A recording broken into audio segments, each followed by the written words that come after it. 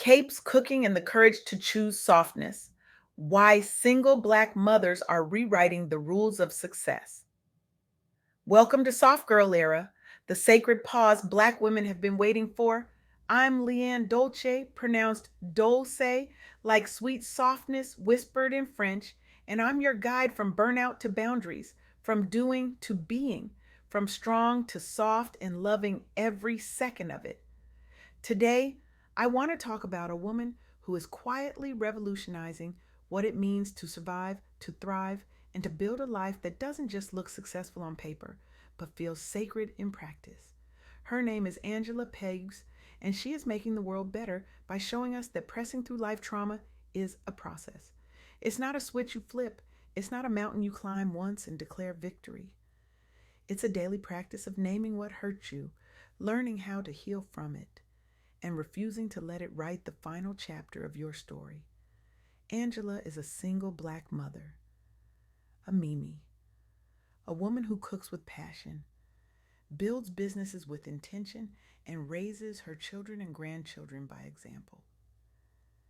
She's teaching us that financial freedom, emotional healing, and the audacity to pursue love again aren't just dreams reserved for people who had easier lives.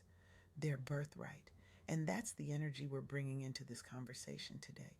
Let's start with a question.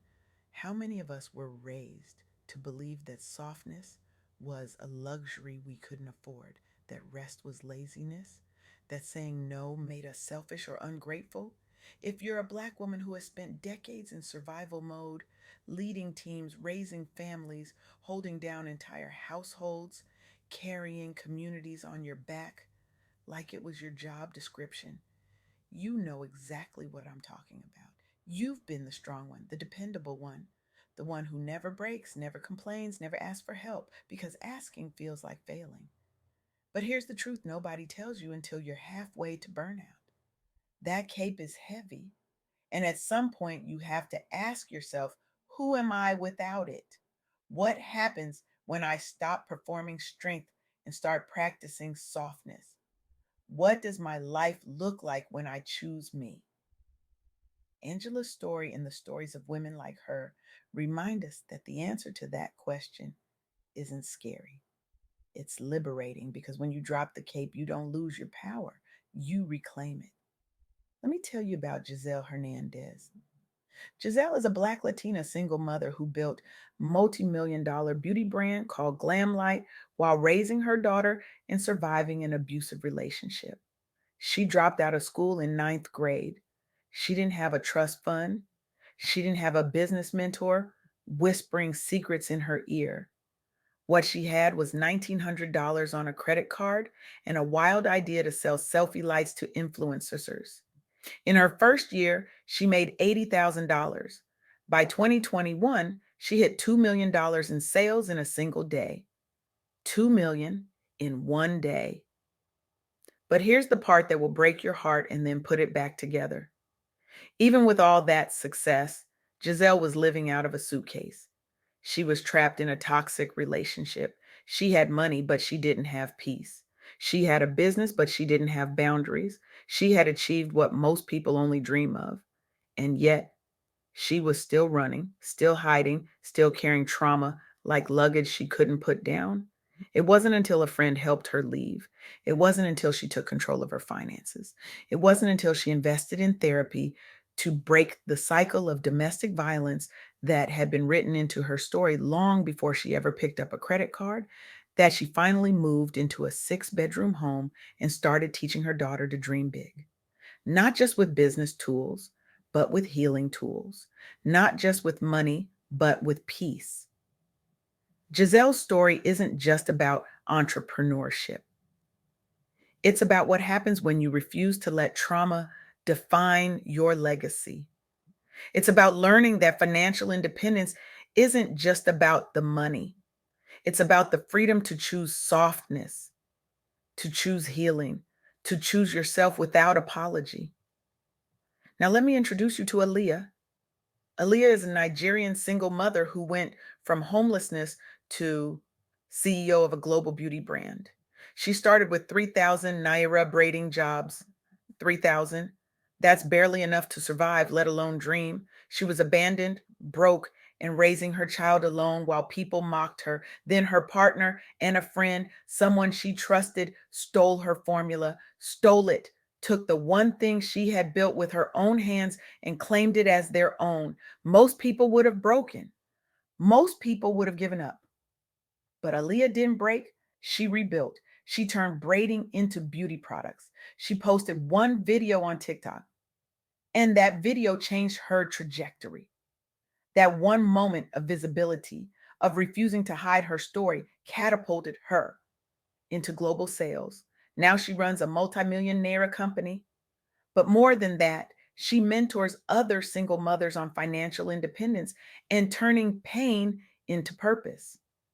Aaliyah's story is proof that when you name your trauma, when you learn the process of healing, when you refuse to let betrayal steal your destiny, you don't just survive.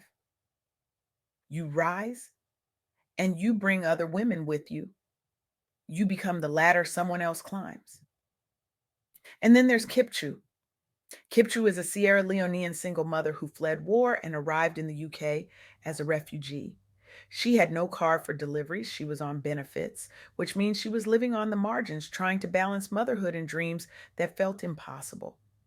But Kipchu started a home based catering business, cooking meals for busy people who needed what she had to offer. She didn't wait for permission, she didn't wait for a loan. She didn't wait for someone to tell her she was qualified. She just started. She partnered with a millionaire for marketing and a website. She expanded with faith and community support. Now she runs a full commercial kitchen and catering business. She sends toys to kids in Sierra Leone. She's achieved work life balance by living out this truth that should be tattooed on all of our hearts. Help enough people, and the money follows. Kipchu's story is a love letter to every Black woman who's ever been told her passion isn't practical. It's proof that cooking, creating, caring, these aren't just hobbies. They're pathways to financial freedom, they're legacies, they're revolutions happening one meal, one boundary, one act of self belief at a time. So, what do Giselle, Awalia, and Kipchu have in common? They're all single Black mothers who turned their passions into businesses. They all pressed through trauma that could have destroyed them. They all raised their children by example, showing them that survival isn't the goal, thriving is. And they all refused to believe that their past disqualified them from love, joy, and a better life. This is Angela's message too. Passion for cooking and business can transform single motherhood into a legacy of success. Leading by example as a mother in Mimi means pressing through life trauma, naming it, learning the process, and breaking generational cycles. Financial independence fuels personal passions like love and family, creating stability that allows space for self growth and healthy relationships. Let's talk about what it really means to press through trauma. Because here's the thing, trauma isn't something you just get over, it's not a switch you flip. It's not a chapter you close and never think about again. It's a process. And that process requires you to name it, to say out loud, this happened to me, this hurt me, this changed me, and I'm still here. When you name your trauma, you take away its power to control you in silence. When you learn the process of healing, whether that's therapy, faith, community, boundaries, or all of the above, you give yourself permission to be human, to be soft, to rest without explanation. And when you break generational cycles, you don't just change your life, you change your children's lives, your grandchildren's lives. You rewrite the script for everyone who comes after you. Angela understands this deeply. She knows that being a mother and a Mimi isn't just about providing, it's about modeling. It's about showing the next generation that you don't have to carry everything, that you can say no without guilt, that you can set boundaries without apology, that you can rest and heal and still be strong. Actually, that's when you're strongest. So now let's talk about money because we need to stop pretending that financial independence is separate from emotional freedom. It's not. When you build a business from your passion, whether that's cooking, beauty, catering, or anything else that lights you up, you're not just making money. You're making choices, you're making space, you're making a life where love and family aren't luxuries you can't afford, they're realities you create. Giselle started with selfie lights. Aaliyah started with the braiding. Kip Chu started with home cooked meals. None of them had venture capital. None of them had a safety net. What they had was passion, faith, and a refusal to let their circumstances write their ending. And here's what I want you to hear: you don't need a perfect plan. You don't need a business degree. You don't need permission from anyone. You need to start. Identify one passion. Invest $20 to $100 in basic tools, ingredients, an online course, whatever gets you moving. Sell your first product this week to your network. Press through the fear, press through the doubt, press through the trauma by naming it and building financial freedom for your family and your future love. Because here's the truth: Angela and these women are living out. You deserve love. You deserve joy. You deserve rest. You deserve a life that feels soft, not because you've given up, but because you've finally chosen yourself. This is your soft girl era. This is the moment you stop grinding and start grounding. This is when you release the cape, redefine strength, embrace softness, heal in real time, protect your peace as a practice, and turn your survival into something sacred.